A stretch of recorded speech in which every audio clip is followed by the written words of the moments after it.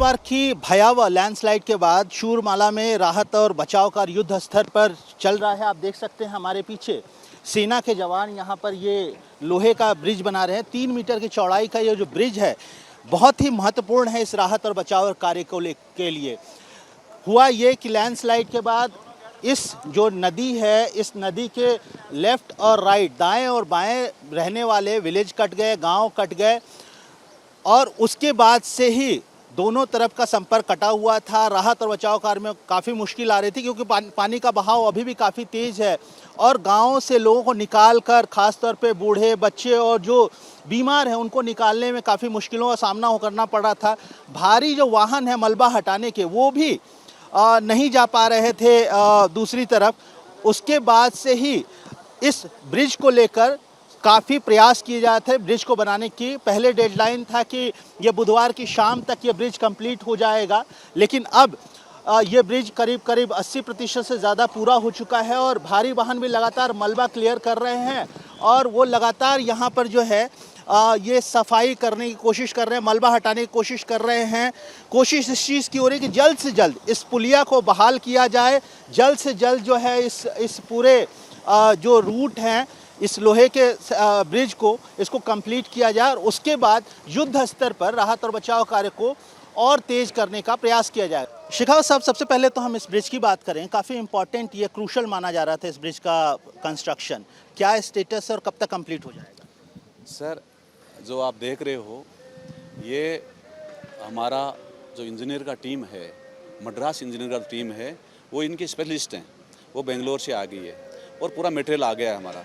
अभी सर ये कल मॉर्निंग में जल्दी शुरू हुआ था और आज इवनिंग तक आपको उम्मीद है, हम सबको उम्मीद है कि जिस तरीके से हमारी क्या इन्फेंट्री के जवान, इंजीनियर के जवान और स्पेशलिस्ट जो है, इंजीनियर के स्पेशलिस्ट जो कमांडिंग ऑफिसर हैं, उनके जो जूनियर कमीशन ऑफिसर हैं, सब मिलके आज इवनिंग तक उम्मीद है कि यहाँ ओके कर देंगे हम।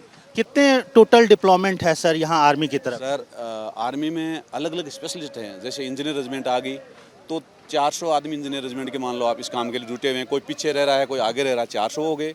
मेरी जो ट्रूप्स है हम कन्नूर से लेके आए हैं। अप्रोक्स 300 का ट्रूप्स इंडिविजुअल जो इन्फेंट्री के लोग होते हैं हमारे डीएससी सेंटर कन्नूर के, वो हमारे कमांडेंट महोदय के साथ ही हम 300 लोग आ गए।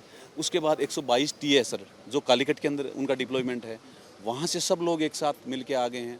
200-300 वो भी आ गए हैं सर। और ये टीम मिल के कुछ स्पेशल लोग हम नेवी के बुलाए हैं सर। और एनडीआरएफ टीम लगी हुई है। शिवली जितने भी वॉलंटियर्स है सब आ गए हैं, पहुंच गए हैं। तो अभी जितना रिक्वायरमेंट है फोर्स का फुल पहुंच गए हैं सर, नो डाउट।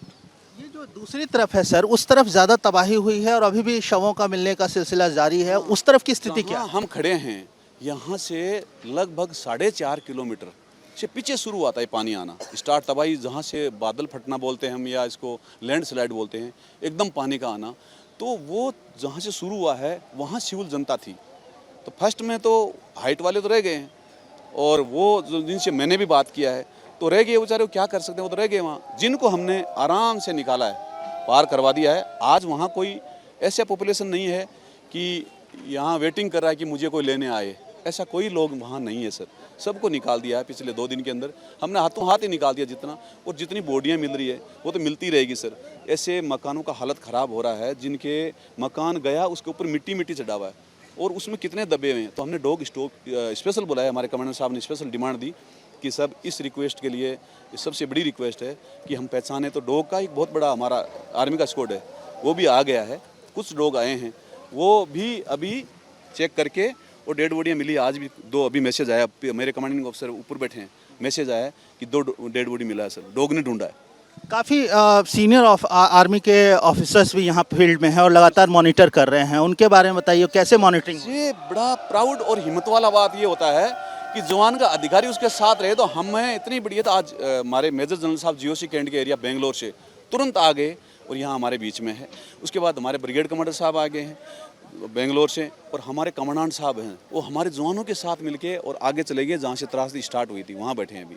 तो इनके साथ जवानों का एक हौसला होता है, वो तुरंत ही इस मामले से निपटने के लिए हर बंदा तैयार हो गया है। और सर सबसे पहले हम आए थे, वो दिखाई दे रहा आपको, वो ब्रिज बनाया था, वहाँ से अप्रोक्सीमेट 2000 आदमी हम आना जाना कर चुके हैं। क्योंकि सबसे जब आए तो नाला के उस तरफ रह गए, आगे कोई पार नहीं कर पा रहा है, हालत बहुत ज़्यादा ख़राब थी।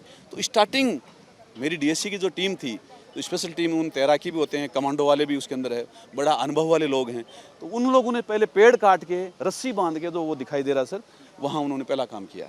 अगर हम मलबे की बात करें सर, इस पेड़ के ऊपर भी निशान है, कम से कम आधा तना दिख रहा है कि क्या मलबे जब 20 फुट मानो आप, यहाँ से 20 फीट हाइट तक वो पानी का मलबा निकला है। इधर से जो हम खड़े हैं, यहाँ से 20 फीट और हाइट मानो, और यहाँ लेफ्ट में मंदिर था सर, ये पीपल का पेड़ ही नहीं था, यहाँ बहुत बड़ा मंदिर था, और वो मंदिर आज नहीं दिखाई दे रहा आपके सामने सर। मेरा आखिरी सवाल सर, जो स्थिति क्या है अभी दूसरी तरफ, क्या लगता है और लोग दबे पड़े हुए होंगे? मिल सकते हैं। मैं जब कंडीशन देख के आया हूँ, जीओसी साहब हमारे कमांडेंट साहब, हम जब वहाँ गए हैं सर, तो स्थिति तो बहुत ख़राब है कि अगर हम स्टार्ट करेंगे वहाँ ढूंढना तो मिलेंगे, डेड बॉडियाँ बहुत मिलेगी सर, ऐसा उम्मीद है। Thank you sir. Thank you.